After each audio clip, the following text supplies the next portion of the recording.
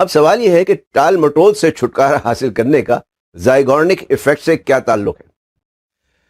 اس کا تعلق کچھ یوں ہے کہ اگر آپ کوئی کام کرنا چاہتے ہیں تو اس کا کہیں سے بھی آغاز کر دیں، اسے کہیں سے بھی شروع کر دیں۔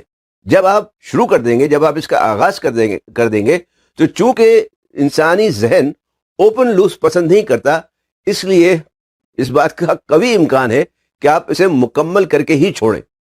مثلا اگر آپ کو کوئی رپورٹ لکھنی ہے تو بجائے پوری رپورٹ لکھنے کے ایک ہی وقت میں بیٹھ کر اس کا صرف اہم پوائنٹس لکھنا شروع کر دیں۔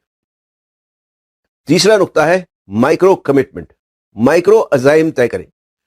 ڈاکٹر بی جے فاگ جو اسٹینفورڈ یونیورسٹی کے ایک شعبہ بیہیورل سائیکالوجی کے ہیڈ ہیں، ان کا کہنا ہے کہ ٹال مٹول کی عادت سے چھٹکارا پانے کے لیے چھوٹے چھوٹے کمٹمنٹ کریں، چھوٹے چھوٹے عزائم بنا کر انہیں حاصل کرنے کی کوشش کریں، انہیں پورا کرنے کی کوشش کریں، چھوٹی چھوٹی عادات اپنائیں۔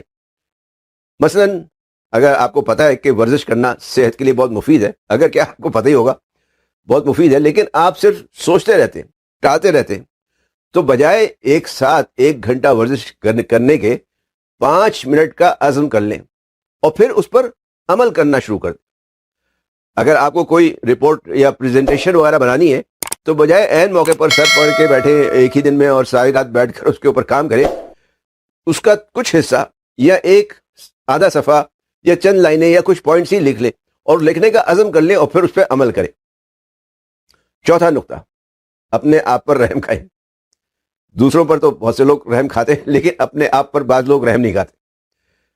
تحقیق کے مطابق کچھ لوگ جب کوئی کام نہیں کر پاتے تو ہر وقت اپنے آپ کو اس کا ذمہ دار ٹھہراتے رہتے ہیں، ہر چھوٹی چھوٹی بات پر اپنے آپ کو کوستے رہتے، اپنے آپ ہی کو برا بھلا کہنے لگتے ہیں۔